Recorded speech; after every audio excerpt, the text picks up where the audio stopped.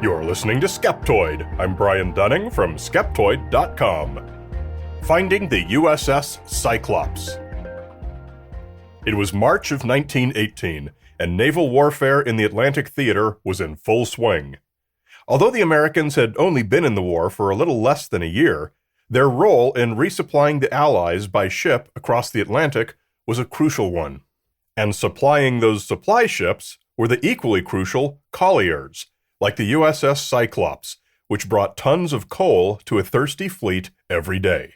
But this time, the massive bulk carrier was doing an odd job, transporting a load of manganese ore from Brazil to Baltimore for use in the manufacture of munitions.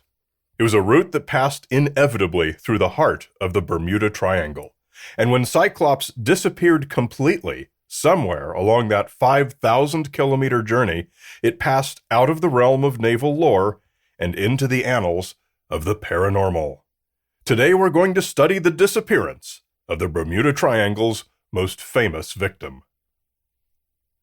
She was a monster, 165 meters long, with a displacement of 19,360 long tons, the unit used for warships. Her normal complement was 236 officers and crew, but on this voyage she had additional passengers for a total of 309, often variously misreported as 293 or 306. Her massive compartments had a capacity of 8,000 long tons of coal, more than enough to completely fill 3 average battleships of the day. Her most prominent feature visually were the 7 coaling towers bristling with booms, derricks, spars, and cranes for getting the coal on and off fast. When she was built, she was the second of 4 sister ships, the Proteus class of U.S. Navy colliers that included the Proteus, the Nereus, and the Jupiter. Although the disappearance of Cyclops is nearly always described as the U.S. Navy's worst loss of life not directly related to combat, let's set the tone for today's episode by establishing that's not even close to true. In 1800, the frigate USS Insurgente sank in a hurricane with a loss of 340 lives, and in 1944, 31 vessels of Task Force 38 were sunk or damaged in Typhoon Cobra, with 790 lives lost. Complicating our journey of discovery is that there is no official report of the loss of Cyclops to which we can turn. The Navy never opened an investigation into it. Now, this is not because of some dark conspiracy, but simply due to the fact that World War I was at full bore, and ships were being lost all the time. Resources were simply not available to fully investigate every sinking, and it simply wasn't a priority. The facts that we do have are on the slim side. Cyclops left Salvador, Brazil on February 22, 1918, for a direct cruise to Baltimore. Though some sources say Norfolk, it doesn't really matter as the destination was the inlet to Chesapeake Bay either way. The load was an unfamiliar one she'd never carried before: manganese ore instead of coal. Manganese is heavier and denser than coal, and filling the holds end up being a load of 10,800 long tons, more than 25% over the ship's capacity.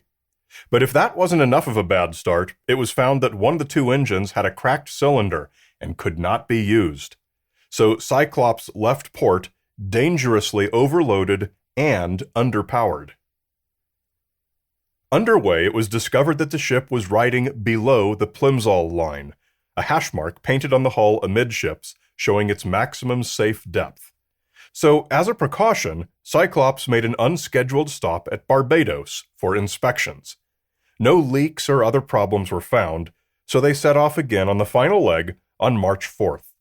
At that point, they were probably about a week out from Baltimore, but we don't quite know for sure because of the reduced speed due to running on only 1 engine. Regardless, the ship was never again seen or heard from. Not a single radio call was made, and no piece of debris or other evidence was ever found. There were 1 or 2 anecdotal reports or sightings from other ships, but none ever stood up to scrutiny. The fact is, Cyclops was lost, and nobody has ever had any clue what happened. But there are, of course, plenty of reasonable possibilities. But we can first address the popular unreasonable possibility that Cyclops was a victim of the Bermuda Triangle. Cyclops was one of the original cases presented when the Bermuda Triangle mythology was first publicized by author Charles Berlitz in his 1974 book, The Bermuda Triangle.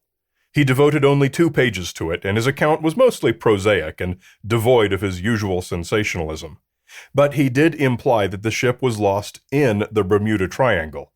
Improbable, since the triangle only encompassed a small part of Cyclops' route, and that none of the proposed earthly explanations were sufficient to account for its sinking. He also asserted there were no storms along the route, something we'll come back to later. We do have a full episode on the Bermuda Triangle. It's episode number 337 if you want to check it out. But the short version is that data shows that the region is no more dangerous than any other on the planet. Planes and ships do not disappear there at a higher rate than anywhere else, and there is neither evidence nor reason to suspect any unexplainable perils there. And that's about all there is to say on the Bermuda Triangle theory, so let's move on to some more likely causes. It has been proposed that Cyclops could have fallen victim to a German submarine. This is a perfectly plausible theory.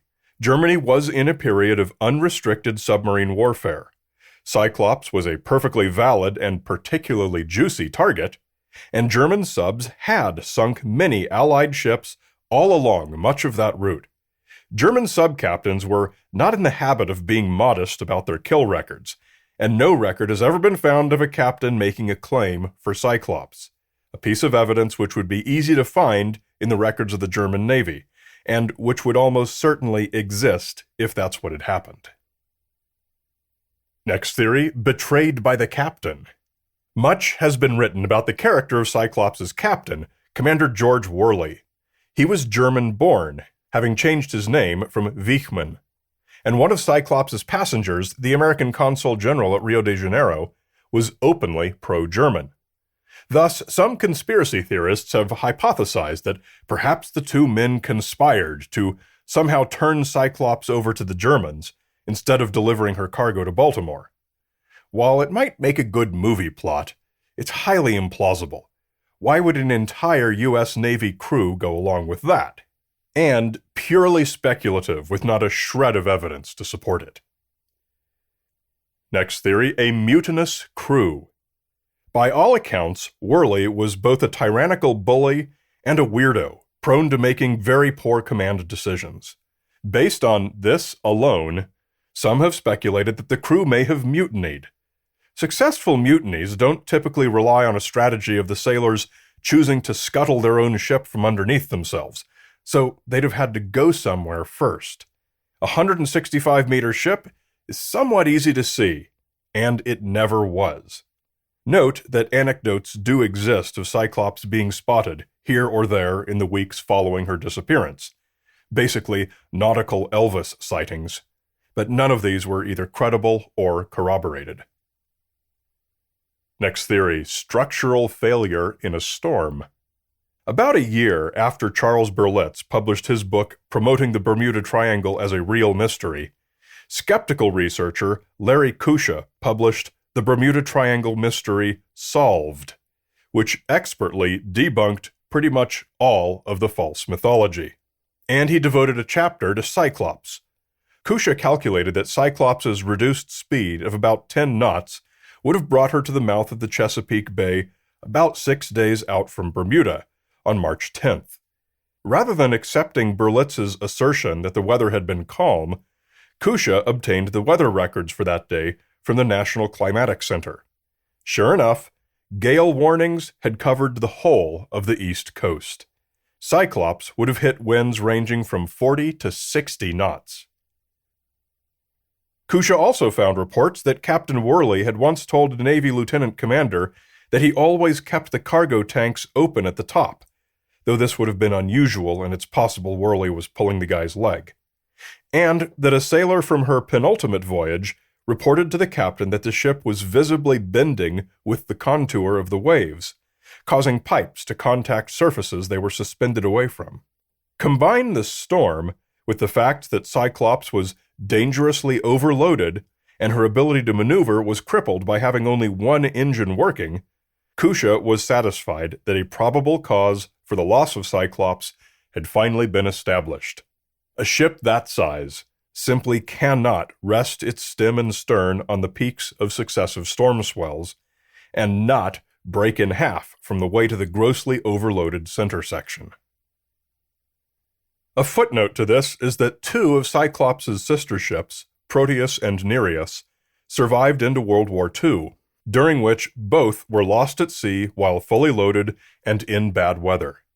Also, like Cyclops, both were presumed to have been sunk by German subs, but again, no German sub-captains made claims for either ship. This mystery is only likely to ever be solved if and when the wreck of Cyclops is ever found. There is a chance that it might be. In 1968, the minesweeper USS Exploit was involved in the search for the missing submarine USS Scorpion. It was about 40 nautical miles northeast of Cape Charles, near enough where Cyclops might have entered Chesapeake Bay. Master diver Dean Hawes descended onto a wreck, but it wasn't the sub. It was a great giant ship covered with towering gantry cranes, unlike anything he'd seen before. Bad weather forced them to cut this dive short, and the wreck was marked with a buoy. Later, shown a picture of Cyclops, Hawes was sure it was the ship he'd examined. The Scorpion was soon found elsewhere, and there was no longer any reason to return to the marked site. However, years later, Hawes and a Virginia congressman persuaded the Navy to try and rediscover it, which was turned into a dive exercise. Although the original buoy was long gone, a ship was found, but unfortunately, Hawes, watching on a TV monitor, saw right away that it was nothing like the first one he'd seen. So, potentially, who knows? Perhaps this episode will have a major update one day. It should be noted that the location of Hawes' wreck, possibly Cyclops, is nowhere remotely near the Bermuda Triangle.